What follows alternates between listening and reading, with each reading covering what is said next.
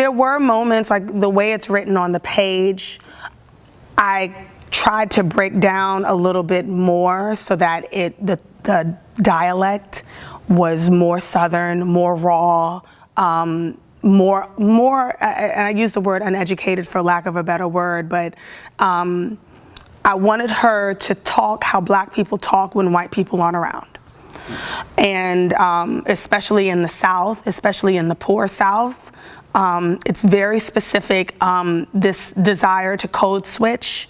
Black people do it, you know, when we get in the company of white people. I know I do it. You know, I grew up in Washington, D.C. I speak a very different way when I'm in the company of white people. When I'm around Black people, I let some of my, you know, noun, pronoun, verb, whatever drop. And I'm just like, I let some of the crispness of my speaking drop a little bit because I'm in a familiar setting.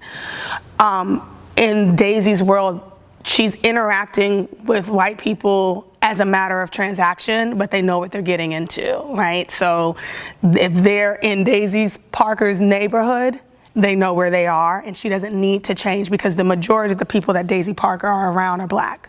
So she can feel completely comfortable to speak the way Daisy Parker speaks. Most Black people have family members that live in lower income experiences who speak completely different than they do because they've probably been exposed to education in a different way. They've had privileges that their poorer relatives do not.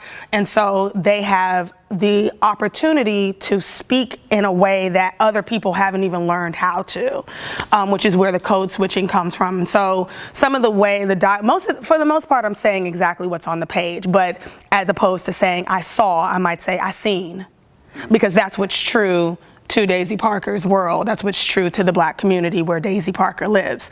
And so I didn't have to do too much of that, but it was important. And it's tricky because we want to make sure also, because our audience is not all Black, right, that we want to make sure that everyone can understand what the characters are saying.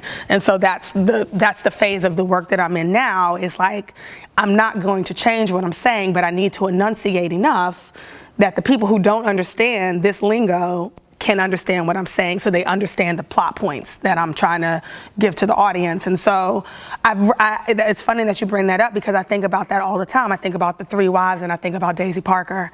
And Daisy Parker is a complete departure from the lives of these other three women who are very established in some, you would think about Alpha Smith, even though she was a maid in Los Angeles, and she's in an environment with other people who have accumulated some level of wealth. She's probably around people who have money. She meets Lewis. Lewis has now established himself, so her world is different. Daisy Parker loved Lewis at a time when Lewis was at the bottom. And so, it is important for me to honor that language, because I think sometimes when we hear people speak, Black people speak and they don't sound like the King James English. Is that correct? Oxford Dictionary? You know what I mean.